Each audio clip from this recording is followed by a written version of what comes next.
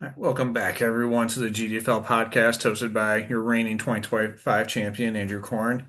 Joining me today is our 2024 champion, Levi Hubbard. Hello, Levi. Hello, Corn. Hello, boys. Yeah, Levi wanted to do a nice little rookie mock draft. We're about 3 weeks out from the start of the rookie draft, I think.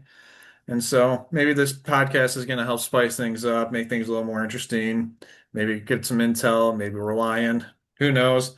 But decided to like, hey, why not? Let's go record a podcast and talk about it. So last time we did this in April, this was the mock that Levi and I had done. A few things have changed since. Levi no longer has the 101. That was inaccurate after about 30 minutes after we recorded that one. And then really the other big thing is Shrew is traded completely out of the first round, and all those picks are now Levi's. So we'll definitely have some changes to the board. I think for the most part, like a lot of the players in like order will be relatively similar. But yeah, it's just interesting to see how things might have changed over time since we initially did this. Pavia at 112 is hilarious. Yep. I think that was a joke when I did that, actually. Yeah, that But that that was a joke when you did it. You weren't sure who to put there, so yeah, without further ado. So I am now the owner of the 101, and it's a very little surprise. I am planning on taking Jeremiah Love. Uh, Not a ton of notes here. He's one third overall and as a running back. History of running backs going top 10 is pretty good. So yeah, that's about it. That's all I gotta say about it. he's the next iteration of an elite running back, like right up there. I mean, at least equal to Genty for me immediately. hmm Yeah, like looking at like the running backs who have gone top 12 in recent years, it's been Genty, Gibbs, Bijan, and then going back a little further back, like Saquon, CMC, Leonard Fournette, like a lot of really talented running backs going that early. So hopefully history's on my side with that one. If number two, if you Levi, we both have you taking Mendoza. I think the reasoning is fairly obvious. QB1 right now is Tua. So Mendoza's looking like QB of the future for you. Tank Commander Tua is what I've been calling him. For the purpose of simplicity, I picked Mendoza, and where I stand today, I do lean Mendoza, but him and Tate are pretty equal for me. And I can't, if I had to pick today, I'm not sure it would be such an easy, clean decision. But, obviously there's a hole at quarterback in Mendoza, 101, so that seems like the safe pick. hmm Oh, absolutely. Yeah, like I really like any of the guys I have two through four here. I think would all be fine picks at two for you. So Yeah. we'll just have to see what happens come draft time. So yeah, at three we both have Ryan taking Carnell Tate.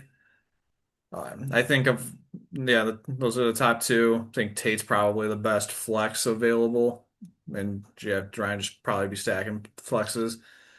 Could potentially see him taking Tyson. Perhaps if Jadarian Price gets some camp hype, he could potentially go there at three as well. But I think Ryan's pretty safely taking Carnell Tate, just following the draft capital. I have all the same thoughts. I mean, 104, that's pretty good for a receiver.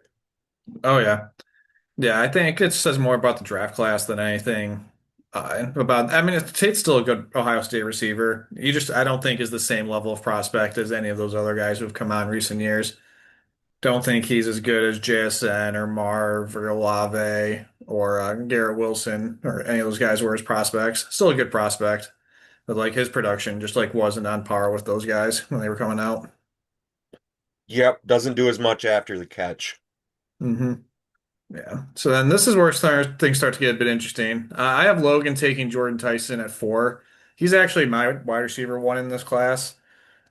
I think he's going to be better than Tate for fantasy. Just like the way I think about Carnell Tate and Jordan Tyson is like kind of think of them as like the Cowboys receivers. Cardell Tate to me is a lot like George Pickens, a lot more big plays, maybe some higher touchdown upside, but it's going to be lower catch volume. Where I think Jordan Tyson's like really going to dominate, like catching passes in a zone and zone coverage. And I think him and Olave pair really well because Olave's a bit more of a man beater, and then Tyson's going to be the zone beater underneath and could just rack up catches in PPR. Um, so yeah, that's I don't know how hot of a take it is because Tyson was taking eighth and Tate went fourth. But yeah, I think Tyson's wide receiver one in this class. And then you had Logan taking Price. We really don't know what Logan's gonna do, so could go Yeah, anywhere. and I don't picks 4, 5, and 6 are all a pretty similar tier to me. And all these guys need flexes. So just getting decent camp hype, round one running back. Logan's key running back is Jacobs, and he's starting to get up there. So I could see it happening. I'm not saying it definitely will. hmm Yeah, I think Logan's RB2 right now is Kenny Gainwell, who's fine. Yeah. Like he was decent last year. I think he averaged like 8 or 9 points a game. But yeah, I mean Logan just kind of needs help everywhere on his roster other than quarterback. So don't really think there's gonna be a wrong pick for Logan. But yeah, we have no fucking clue what he's gonna do. So the only draft pick he's had before the first round was 3 years ago. And I was taking Rashi Rice at the end of the second. So who knows what Logan's gonna do? I feel similarly about Jake. The only first round pick Jake has made was Marv when Marv was a pretty consensus 102. Or no, 103. Jake took him at three, but he was like pretty consensus, like wide receiver one, top three pick in that class.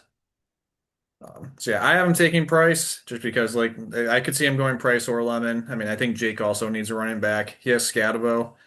Scatabo's very injury prone, or at least probably going to be very injury prone with his play style, coming off that major injury. And I just think he has a bit of a hole at running back. Although Lemon would be a stack with Jalen Hurts, so I really could see him going either way. Plus, I could see Jake just liking the name Lemon. Jake always, I mean, it's a need. He has needs everywhere at flex. His running back room is pretty thin though. hmm Yeah, I mean, if Price goes at four though, like how he is in your mock, there's just no way he's taking like Jonah Coleman over any of these receivers. I would hope not. I would hope not. No, I think pretty safely like these 3 through 7, or even like 2 through 7 is going to be some combination of Mendoza and then these five players, because they were all first round picks and Hmm. all like a little bit more highly touted. So yeah, at six, I have Beans taking Makai Lemon. Yeah, he was the third receiver taken. I mean, Beans, like the team's picking in front of him, need more running backs and receivers. And if I think he would take Price if Price was there, but I have a feeling Price is going to go earlier than six. So I think Beans is going to settle for Makai Lemon. And then you have him taking Tyson. Mostly just the same thoughts. Uh, it's going to be some order of these three, in my opinion. I just couldn't tell you what the order is. Yep. No, I agree completely. Yeah, like I think I'm pretty sure that it's probably gonna be like some combination of Mendoza, Tay, 2, 3, some combination of Tyson, Price, Lemon, 4, 5, 6. It's just hard to say exactly what it's gonna be today. And also, the three most unpredictable people in this league are picking at 4, 5, and 6. So that really just doesn't help a little bit. Hmm. Yeah, I just never know what any of those three are gonna do. Tough to tell, but that's a pretty solid top six, I'd say. hmm Yeah, yeah. I think like throughout like the entire like pre-draft process, like Tate, Tyson, Lemon were always wide receivers 1, 2, 3. Price was a bit of a late riser when there was a lot of steam. He might go in the first round of the Seahawks. And then yeah, all those things happened. So yeah, were you about to say something? No, I just think this is maybe where a lot of consensus would suggest that the talent starts to drop off. Um, hmm but I'm a pretty big Concepcion fan, and so at 7, that's what I picked for myself. Uh, I'm expecting him to be there. You never know what could happen, but I also kind of have him in a tier of his own at 7. Yeah, I also would have him. Actually, I'd probably have him and Lemon in the same tier.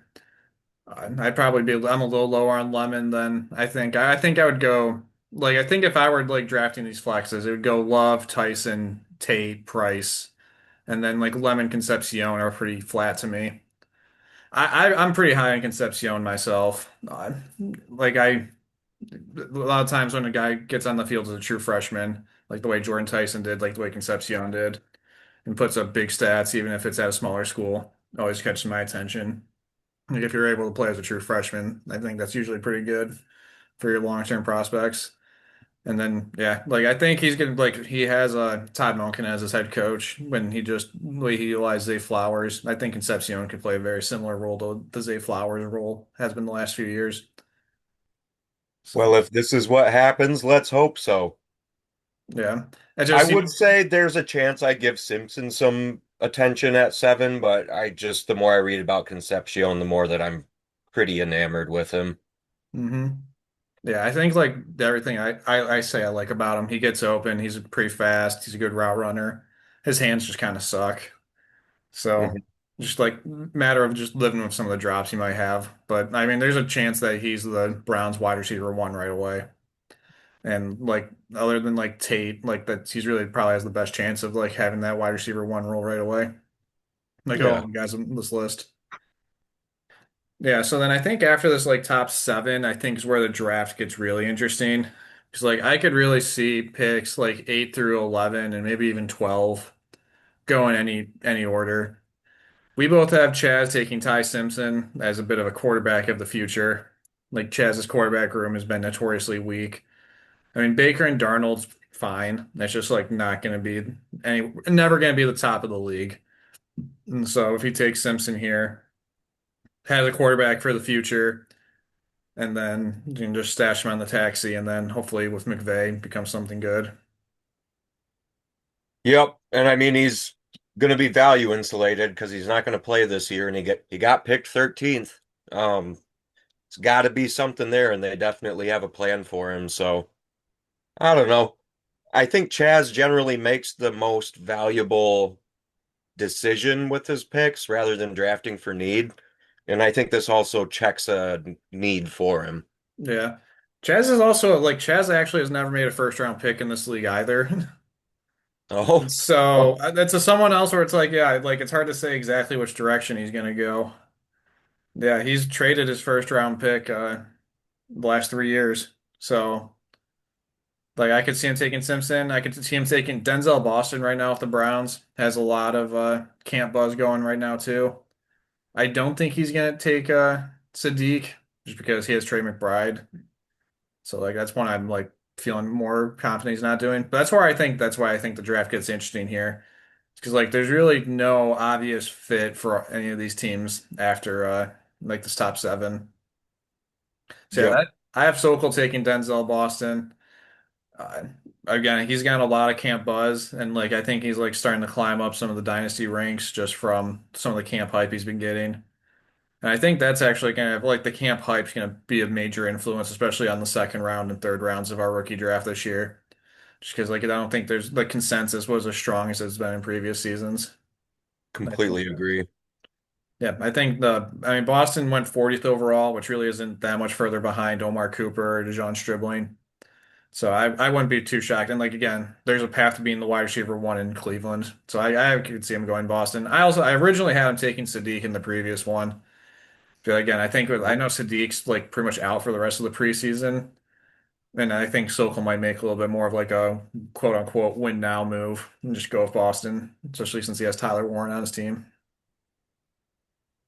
Yeah, I think you could argue either way. I made this decision based on seeing Sokol seems to value tight ends and knows when to get them. I think he might have even taken Warren at 109 last year, but it just seemed like pretty 50-50 for me between him and Boston, and based on what he's done in the past, that's what I went with.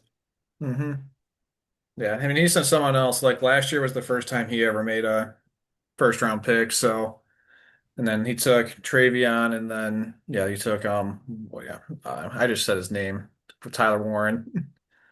So yeah, interesting to see what Sokol does here. And then yeah, I have you taking Sadiq just because like I mean again, you have with all these recent trades have a bunch of drafting for best player available, I think is where you're at. And then potentially that could be Sadiq, freak athlete tight end. And especially if like he's hurt right now and doesn't need to score points for you right away. It's okay to sit on it and wait for him to. I would completely agree. I'm not expecting him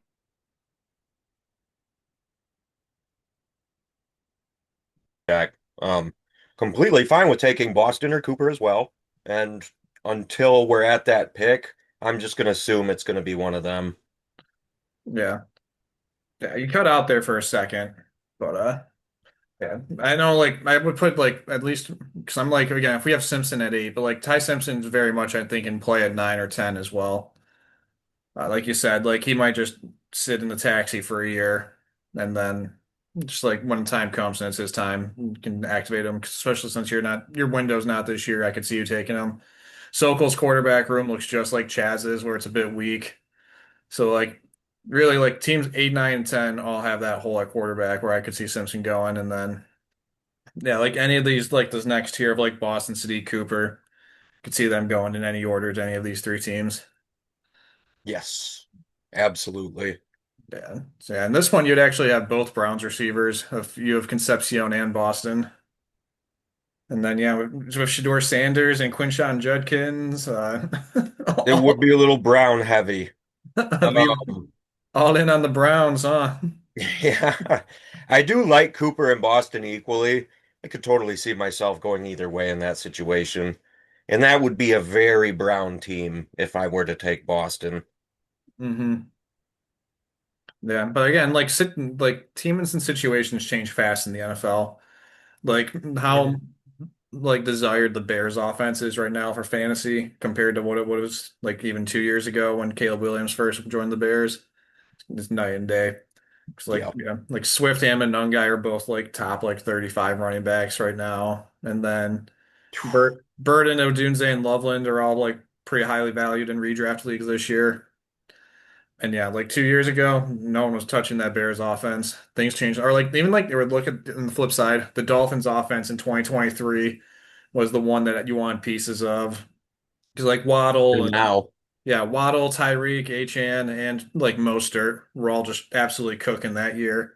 Like Mostert and Achane were both top five running backs. Tyreek Hill was wide receiver one. I think Waddle was also a wide receiver one that year. And now like you look at the Dolphins and it's pretty hard to name receivers on their team right now. It might be like honestly the worst receiver room I've ever seen.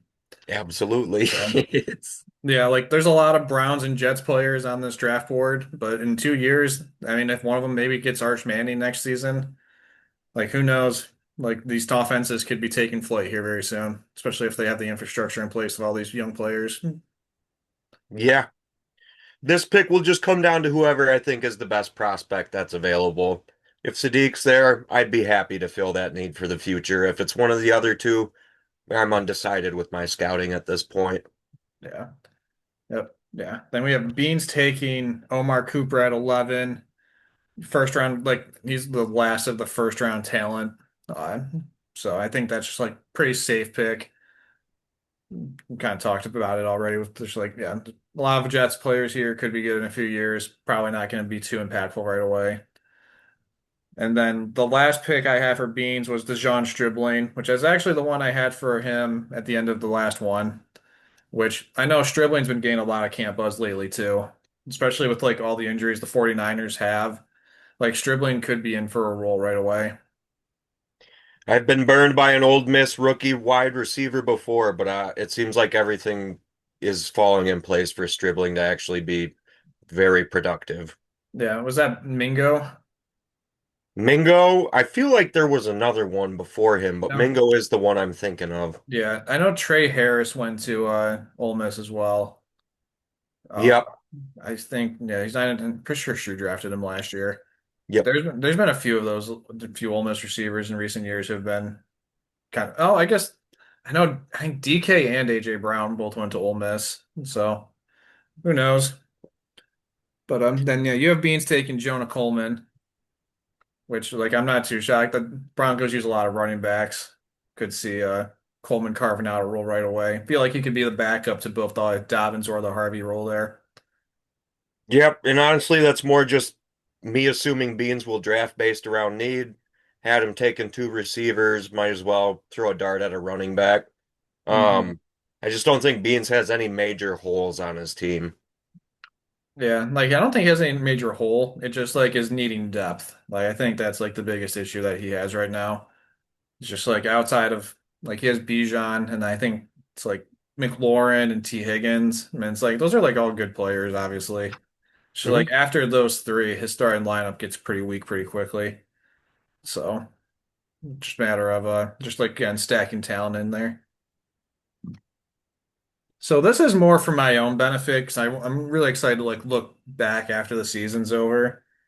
But I put the top 48 players from KTC on here just to like, again, it'll be fun to see how this fluctuates over time. Because yeah, like right now it's Love and then Tate, Tyson, Mendoza, Lemon, Price, Concepcion, top seven that we all named. Then Sadiq, Boston, Omar Cooper. We're at 8, 9, 10. Again, I think we'd like discuss it like being in a tier. Ty Mhm. Simpson's at 11, which isn't too shocking because I don't think he's going to play right away. And then he wasn't very highly touted. Eli Stowers at 12, I think is interesting. Just like very few teams in our first round need a tight end. And I don't know how much he's going to play right away. So it'll be interesting to see if someone takes him as a flyer. But yeah, I know Stribling, when I did my rookie draft in my other Dynasty League, was the 211. He's up to KTC's 13th. So I think there's a good chance Wow. he sneaks in the first round. Jonah Coleman's been around this 14th spot for a while now. Carson Beck has been, I noticed when I was looking at KTC this morning, pulling this. I think he's like one of the highest risers lately. Like I think he's gone up like 700 points or something. That's someone I think that's going to be very interesting to see where he goes in our draft. I mean, I don't know. Did you watch the Hall of Fame game? I watched bits and pieces, and then I specifically looked at that box score. Yeah. He was efficient from everything I've read and saw. Yeah, I watched that game and he looked really good.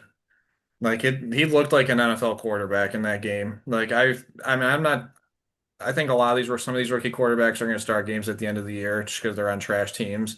Hmm. Like him being one of them. There's just no way for set starts every game this season.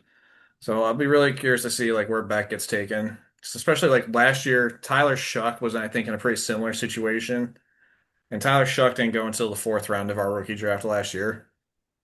So it's Yeah. yeah, interesting to see if like some of these other quarterbacks, but even if it's not back, if it's let's see, let's look on here.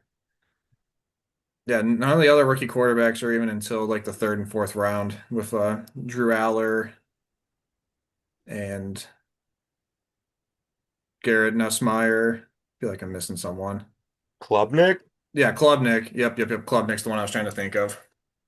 Yeah, I think there's gonna be. I mean, it would make sense for some of these people to take a chance on him late. Absolutely. I would think that Beck definitely goes in the second. I just couldn't tell you where in the second. Hmm. That would be my estimate. Maybe mid to late. Yeah, I think so. It's especially like if I mean, again, I think a lot of our second rounds can be based off of training camp hype and rookie steam. Like Beck certainly has some right now. Jacoby Lane with the Ravens is one that I've seen with a lot of steam lately. Could see him going up the board. Cyrus Allen with the Chiefs has been another like popular one I've been Yes. hearing about and seeing. Zachariah Branch. Yep, Zachariah Branch. Yeah, I really after like I'm looking at like honestly pick probably 14 on here. I think that those first 14 are probably the first 14 in our draft, give or take. But then 15 and beyond, I could really see going in any direction.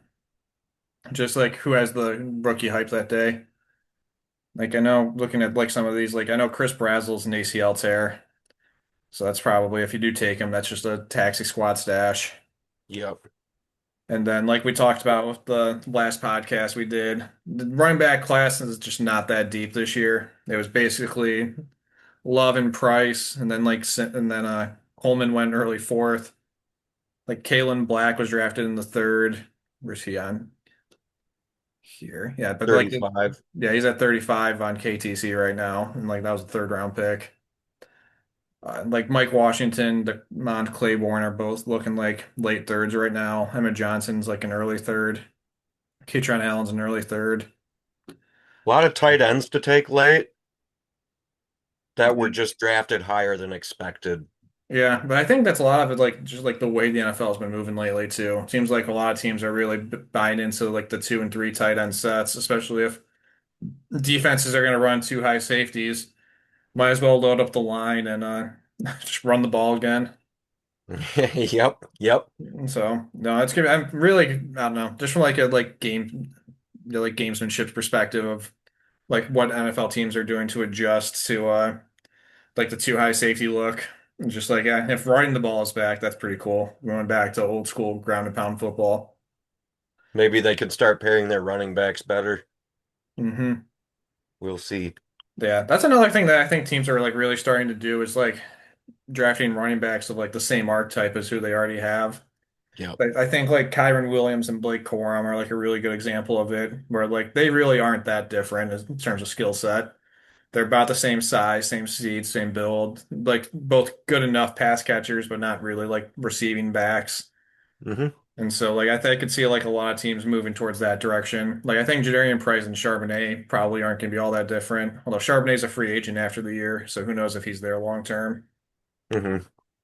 Yeah, I think like we might be seeing like more of an end of like the I don't know. I think like really isn't like just like the pure receiving back the way there used to be with like the James Whites of the world or Theo Riddick, Darren Sproles. I Yes. feel like we're not seeing a ton of those guys anymore. I feel like a lot of the guys who are receiving backs are just the ones who start anyway, Mhm. like Gibbs and Bijan and then CMC. Like they just are like their top running back too. Rashad White. Yeah. So Rashad White's probably the closest thing we have to like the pure pass catching running back in the league. Okay. Like I'm trying to like think of like who else 'cause I've done a lot of best ball again this year. I'm like trying to think of like who's in the top like 40 to 50 running backs. Would But like Harvey fall into that? yeah, okay. Harvey, yeah, Harvey I definitely would say would fall into that too. Okay. Um yeah, I'm trying to like I guess like maybe Travion Henderson to some extent because he's like a bit of a more of like just general big play too. I want to say Swift, but I know Swift is more balanced than just being a receiving back. Yeah, I mean Swift's a good pass catcher.